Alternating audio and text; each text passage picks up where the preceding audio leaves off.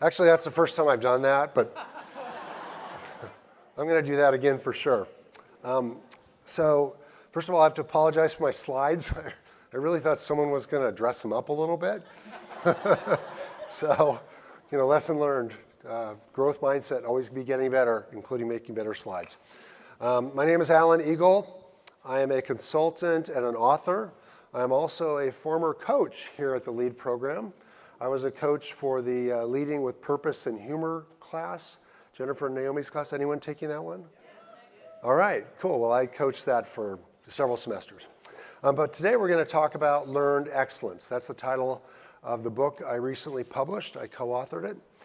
And learned excellence, the mental disciplines for leading and winning from the world's top performers. So we're going to talk about 5 mental disciplines. Those are values. Second is mindset. Third is process. Fourth is adversity tolerance. And the fifth is balance. And for each one of these mental disciplines, I'm going to give you one thing you can do, take away and start practicing this. So 5 mental disciplines, 1 takeaway. Are we ready to go?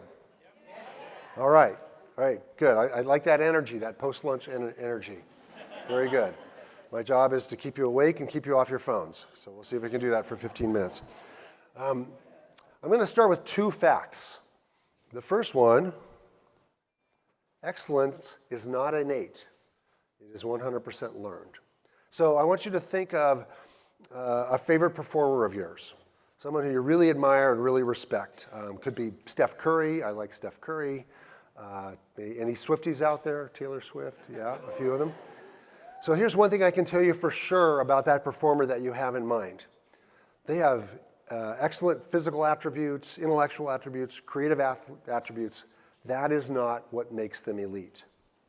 What made them elite is their mental approach to their discipline. Their mental discipline is what makes them excellent. And they had to learn those disciplines. They weren't born with them. So excellence is learned. That's fact number 1. Okay, now fact number 2, you are all performers. You perform at work. You perform at home with your kids or with your partner. You may perform in your community. You're all performers. Because you're here, I can deduce that you're all probably really pretty good. But because you're here, I can also deduce that you want to get better. You want to get better every day.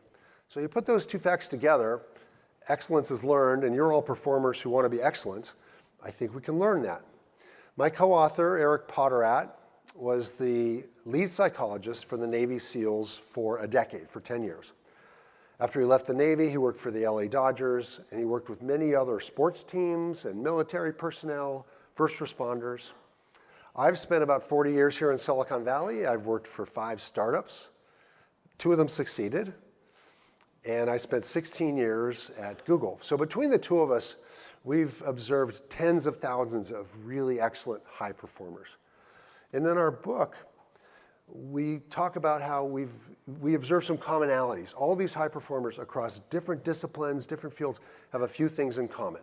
And those are these mental disciplines. 1, they anchor performance on their identity, and they worry less about their reputation.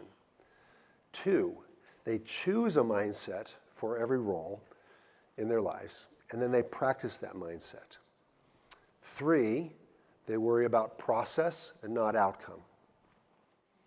4, they practice adversity tolerance so that they can manage the human stress response when it kicks in. And then 5, they invest time and energy in achieving balance in their life across the multiple pillars of their lives. So those are the mental disciplines. We're going to dive into them. We're going to start with identity, not reputation. Now, how many times has this happened to you where you're in a meeting or you're doing something and you want to try something new, and then you think, I don't know, what are people going to think? What if I got up on that stage and I tried a cartwheel? What are people going to think? They might post a funny picture of me. Forget the fact that I would fall over and hurt myself. But oftentimes we worry about our reputation. Well, guess what? Top performers do that as well, right? When they're standing up there about to perform, they may be worried about what are people going to think, except what they learn to do is put that aside and focus on their identity. Why are they there? What motivates them? What do they care about? Now that sounds pretty cool, but that means you have to know what your identity is, right?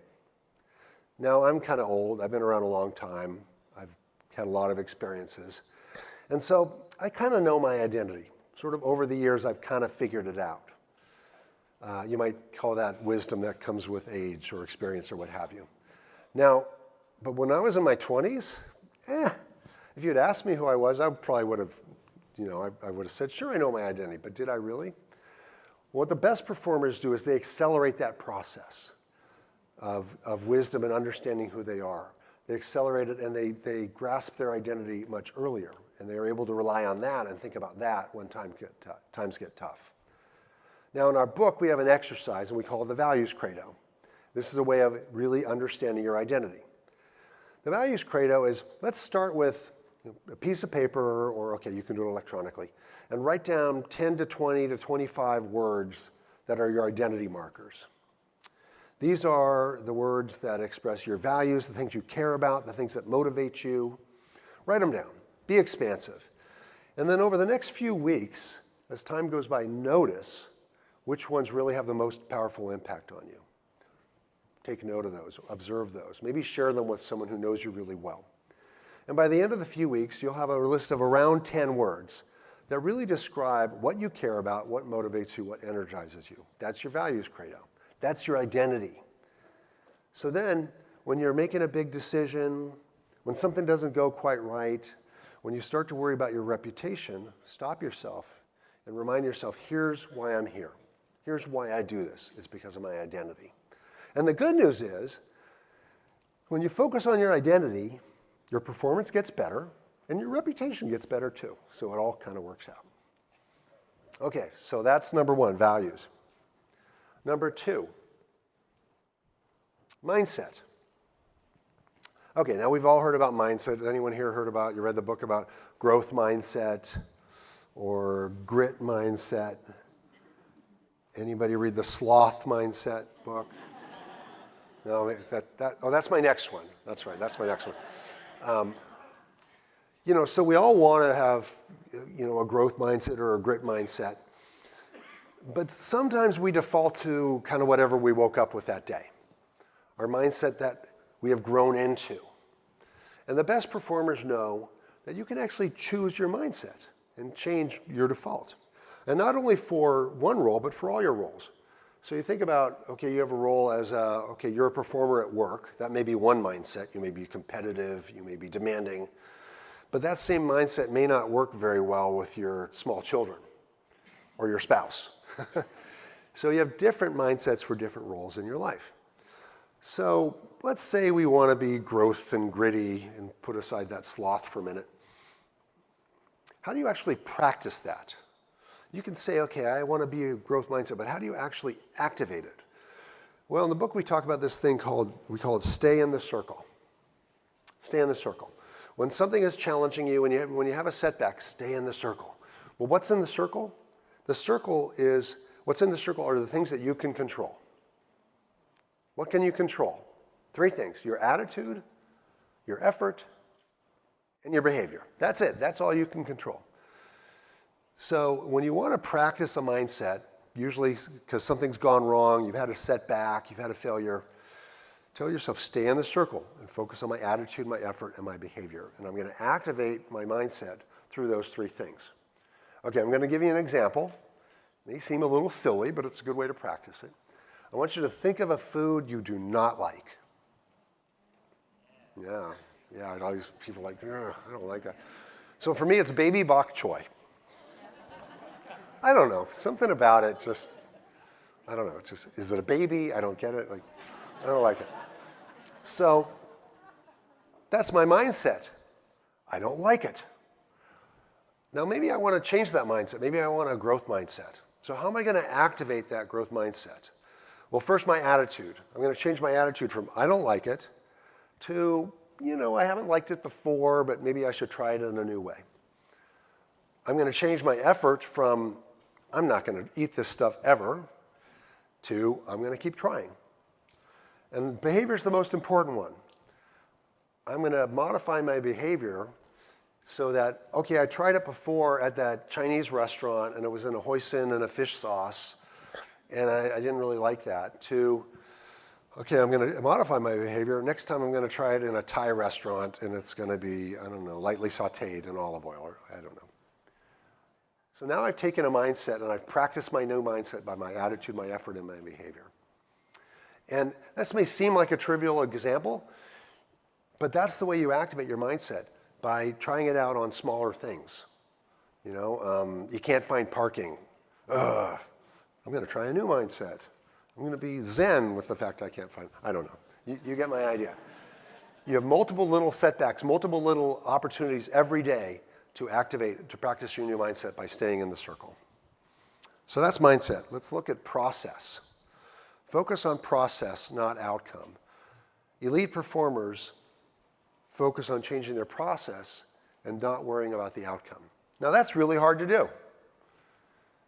Let's say something goes really wrong. You have a really bad outcome. That deal you were working for weeks, they call you up and they say, nope, going with the other guy. Well, we are subject to action bias and recency bias. Recency bias is, oh, that outcome went bad. All outcomes go bad. Everything's terrible. I need to change something. Action bias is, I lost that deal. I have to do something now. Now, elite performers don't ignore outcome, but they use outcome as an opportunity to look at their process. What can I do to change the process? I'll give you an example. Any baseball fans out there? Baseball season's going to start. Best hitter in the major leagues, Shohei Ohtani, on the Los Angeles Dodgers. Yuck. Shohei Ohtani, go Giants. Shohei Ohtani struck out 164 times last year. I looked it up this morning. 164 failures. Did he change his batting stance every time? No. He trusted his process. Maybe over time he adjusted it a little bit, but he trusted his process. Okay, so we're going to focus on our process and not our outcome. How do you adjust your process? That's where coaching comes in. You want to choose coaches who are valid and vetted. Vetted means you trust them. They have your best interests in mind. They're loyal to you. Valid means they know what they're talking about. So when I was young, people said, get your own personal board of directors, have a set of mentors, and I always thought, okay, but what do? You want them to be your coaches. You want them to be valid and vetted, and when something goes wrong, you want to go to them and say, how was my process? Have you observed my process? What could I be doing better? So focus on process, not outcome, through coaching, using valid and vetted coaches. Practice adversity tolerance. The elite performers learn how to control the human stress response. You've all been there. Something goes wrong. You flub an answer in an interview. For me, I was in a performance review with an employee who did not take it well. And suddenly, your heart starts racing, and maybe you start sweating. You're in the human stress response. The problem with the human stress response is that you don't think very clearly when you're in the human stress response. So the best performers practice inoculating themselves against the human stress response. There's many ways. We have 10 different ways. We talk about doing it in our book. There's deep breathing. There's visualization. There's contingency planning. I like one that we call black boxing it. When something goes wrong, like let's say you're in the middle of a talk in front of about 400 people and you forget the words. That was a joke. I remember the words. When something goes wrong, in that moment you have a decision to make. You can either think about that thing that went wrong. Oh God, that went wrong. Am I going to forget the words again? What am I going to do? And now your human stress response is off and running. Or you can say, okay, I want you to picture this in your mind, a black box. Just a box in your mind. Take that thing that went wrong, forgetting the words, stick it in the box, like visualize that, and focus back on the task at hand. And you will stop the human stress response. Now later, you can go unpack that box, figure out what went wrong, how to adjust your process, and so on. So that's just one of the adversity tolerance techniques. Last, balance. Elite performers invest time and energy across 6 pillars of life. There's relationships, family and friends. There's work, of course, your career. There's your hobbies. There's health. there's spirituality, and you sum it all up and you get legacy. Now, you guys all have very busy jobs. A lot of you may have families at home that keep you busy, and you're thinking to yourself, that's two, that's all I got. I can't invest time in any other. But I challenge you that you can. Because if all you have is two, you're in danger, you're unbalanced. Something goes wrong in one of those, you don't have anything else to fall back on. So look at your calendars. Maybe you can't do anything for 2 weeks or a month or 6 weeks, but look at your calendars, block out a little bit of time for a hobby, for health, for spirituality. Now, it's okay to cheat a little bit. Like you can go to yoga with your partner, and that's spirituality, and that's health. That might be a hobby, and that's a relationship too. That's 4 things in 1 hour. Woohoo! The best performers invest time and energy across all pillars of their life. So that's it.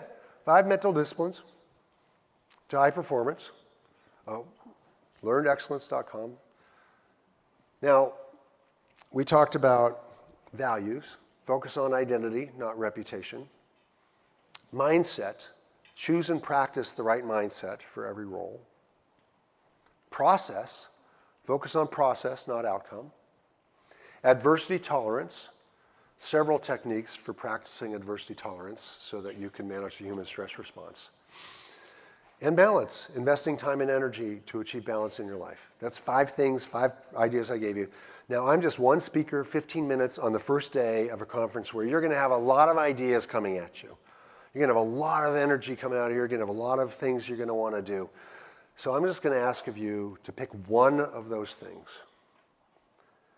and try it out and see if it works to get a little bit more excellent.